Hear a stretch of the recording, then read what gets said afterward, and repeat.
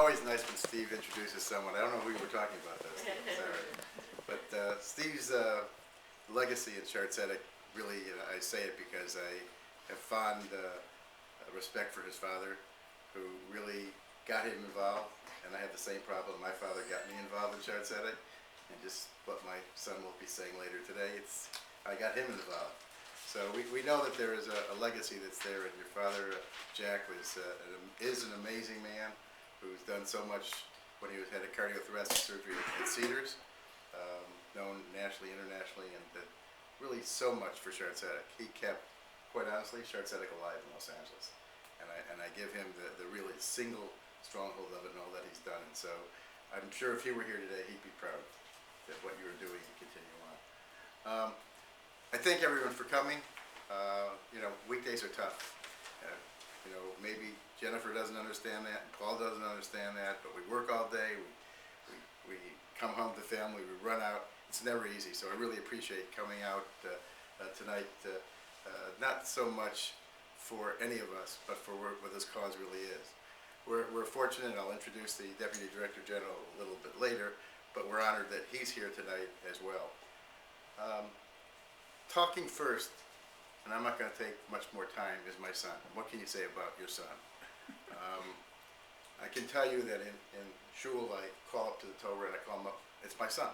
It's really, but not by name. It's Ari. Ari is a Renaissance person. He tries probably to outdo the things I do. He probably makes me look catatonic, if that's possible. And he has, in his short life, achieved so much, far beyond our imagination or anything else. He's always been an activist in school. He's been a great student. He's always been a challenging student because he's never satisfied with a single answer. There's got to be other explanations for it. And that's a drive that I think is very healthy and very important for all of us, to be inquisitive, to find out what's going on and do your part to make this a better world. He was the first of our kids really at his age to go to camp early. Our other kids went, but well, my next door neighbor and my son didn't go. But the others, because he was out there trying to find out and explore to see what's going on. And Ari's done that. As many of his friends are here, will speak to the same way. He didn't just satisfy himself by graduating high school and go on. He spent a year in Israel at Yeshivat HaKotel. He then came back to, he graduated from Eula High School and Maimonides Academy at elementary school. So he wasn't satisfied with enough. He went after a year at Yeshivat HaKotel, where an amazing experience thinking about it. If he just getting up in the morning for services, the minyan, he just walked down the stairs and went to the Kotel to daven. A great 1 year. It certainly had an effect on him, I'm sure.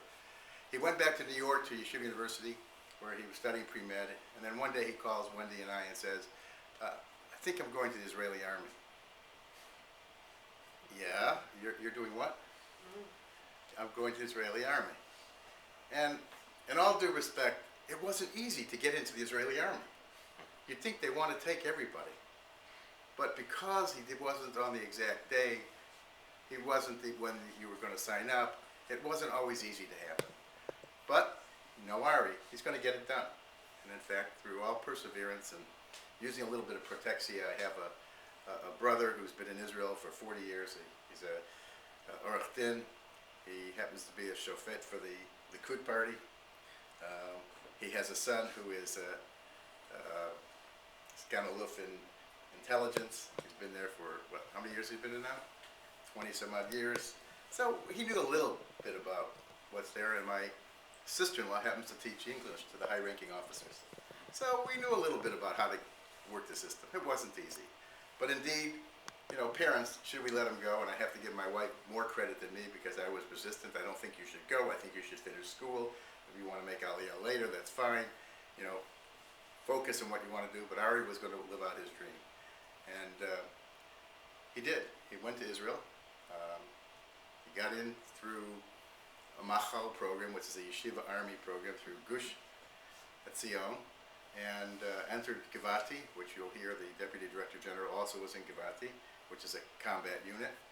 And he clearly did very well in 2 years of the Army. Went on and was invited to be going to commander school, and he did very well in commander school. and thought he'd stay in Israel, but I finally did convince him to come back to school.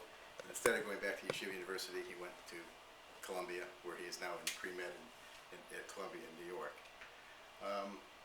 So we thought those calls were done. It was pretty good. He did go back a couple times for Miluim, for reserve duty, which we thought was nice. But then when the war broke out this time, he said, I think I need to go. Well, next thing we know is that my brother calls that they're looking for you. They went to his house because that was the address that was used, and Ari went and served in the army near Gaza just past Thanksgiving week. And if you thought you didn't sleep well that week, we know he was never sleeping because he doesn't sleep anyways. I can assure you we didn't sleep very well. But thank God he's back. He did his duty. He came back and went back to school. So indeed, we're very proud of what he's done. And tonight he's going to share, I think, his experiences with us of how this American kid lands in the Israeli army and the feelings that he had for it. Ari.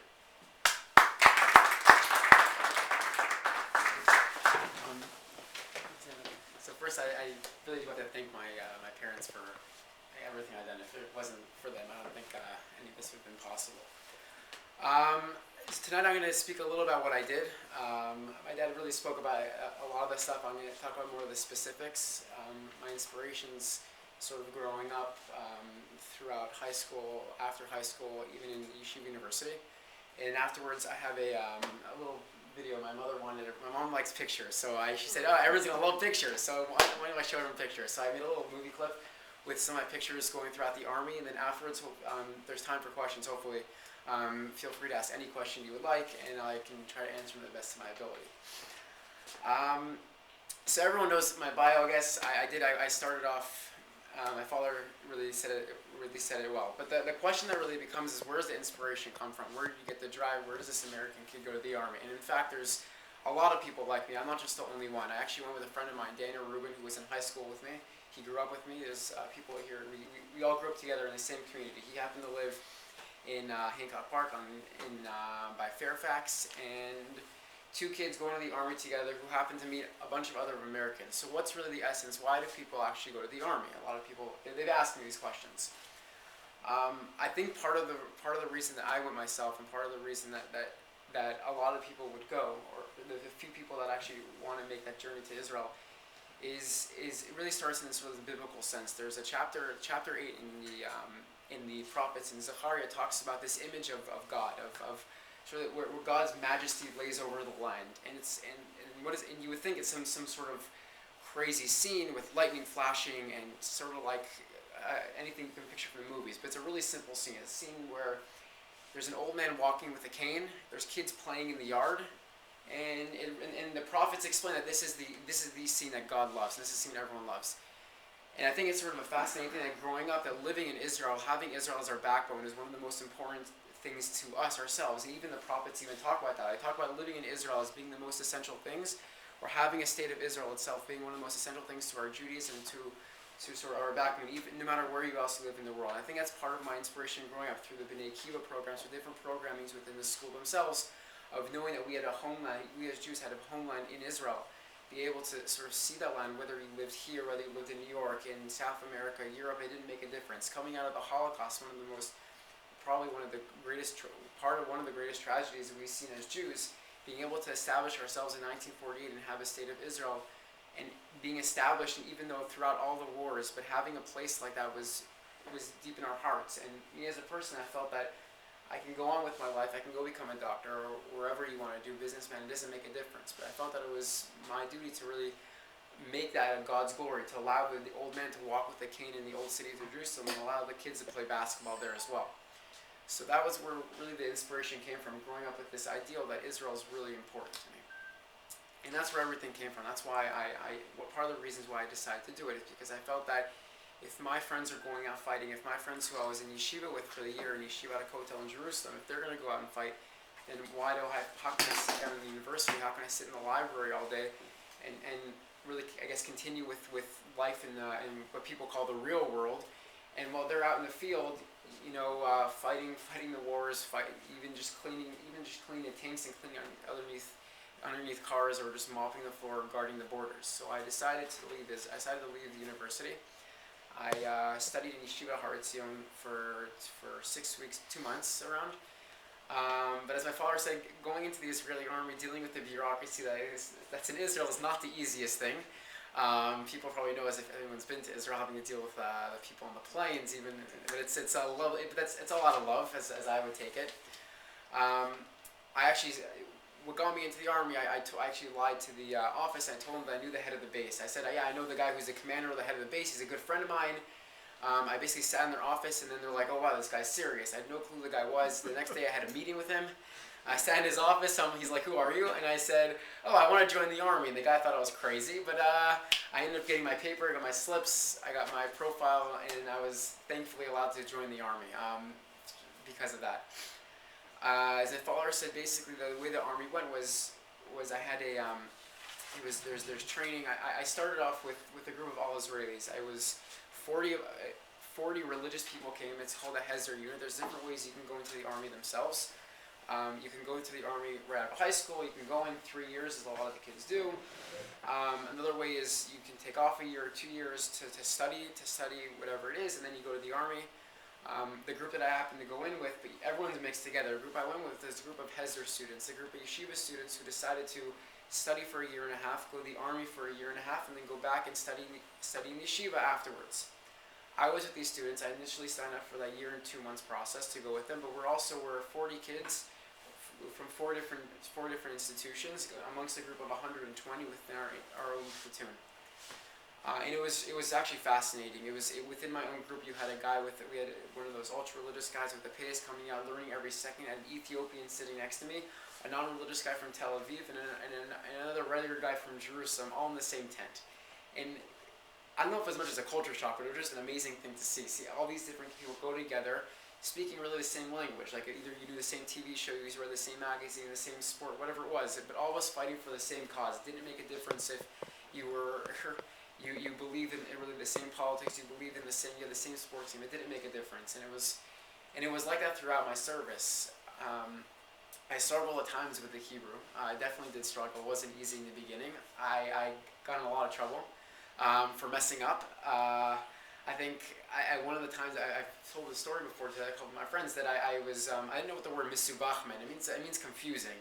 And the funny thing is that what happened was we were cleaning the bathrooms, and the guy run, and then basically we had to call attention to our commander. So I happened to be in this place where I had to call and basically salute him. I didn't know what to say. I didn't know what I was supposed to do, so I basically blowed words out. I mumbled, and then I just said attention. He knew I was faking, and he knew I didn't know the words, so he made my entire group of 50 people basically run around the bathrooms. We came back, they pushed me forward, and I happened to be in the same place again. I still didn't know the words. So he pulls me aside in front of everyone. He's like, "Zeh musubachacha," and I said to him, and he's like, "Is this confusing to you?" And I said, "Yeah, of course." And I'm like, "No," and he thought I was messing with him, and he thought like, "Oh, of course you know that we're men." So he's like, so you're messing with me, you're playing with me." So basically, for the next 20 minutes, I'm running in circles, everyone laughing at me because I have no clue what this guy's telling me. Eventually, I learned the word means confusing. I go back to him, they teach me the words, and you get to learn Hebrew that way. Not the greatest way, but it's definitely it definitely sticks to you. The army has an expression where you learn through your feet. Yeah, definitely learn through your feet. They were tired at the point. But I have to say, learning through your feet did help me though. Eventually, thinking of learning Hebrew, I went to commander school. I was supposed to go after 6 months of being in the army. I ended up going after a year. I sat down in classes all day with 2 of my friends by my side, and I was able to learn Hebrew because I was in classes for 10 hours a day, and if I didn't pass the test, I wouldn't go.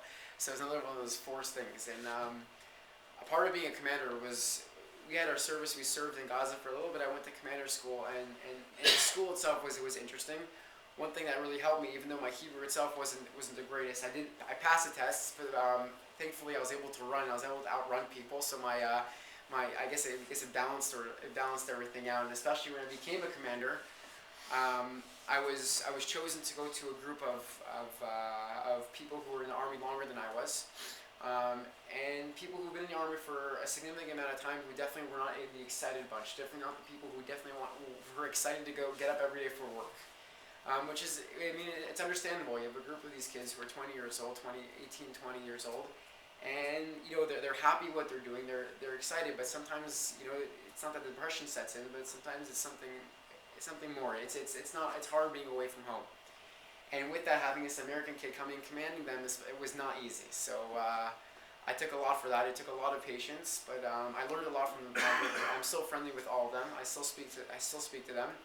But the one thing that did help me out was I was able to run faster than the Ethiopians, who were apparently the fastest ones in the group. So kind of it helped me out. I made them run, and when I got everyone to run, and because they couldn't beat me, they were kind of upset, and I sort of was able to take command in that way, more physical strength as opposed to being the person themselves. But it was definitely an amazing. I don't like calling it an experience. I would say it's an amazing experience, but really it's an ongoing process that really happened to me, and I think it's something that happened as a part of my life.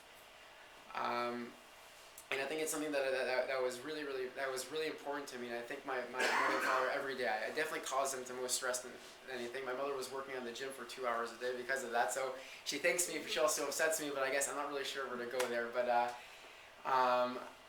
it was just an experience. It was something that I felt that I had, that I personally felt I had to do. I feel that that within the state of Israel, within being able to serve a group, whether it's being in the army or being able to serve on board of a hospital, even because I myself, when I was in the army, I unfortunately had to be in Shaare Zedek Hospital. I blocked out. I was dehydrated. I had to be taken to the ER, but thankfully I was treated. I mean, we didn't know some people there, but I was thankfully treated really well. Probably the best care I've ever had. It was better than the infirmary, having to put an IV in myself. But it was definitely a great experience. But I think it's things like that, being able to serve your country. It doesn't matter where you live, where you come from, who you are. Being able to serve your people and be able to be a part of something bigger is always an important thing, an important aspect of my life. And it's something that I really take home. And it's something I was reading I was reading that there was a professor that actually spoke to a group of his students. He had an empty jar of mayonnaise and he put it on the desk. He approaches his students and says, "What do you think about this? Is it full?" They said, "No." He said, "Of course it's not." So he took a big piece of these big rocks, put it in the jar, asked the students, he said, "What about this? Is the jar full?" And they said, "Of course it is." So the teacher ends up taking these little pebbles, puts it in, and he says, "What about now?" Because of course there was more room. He says, "Yeah, it's full."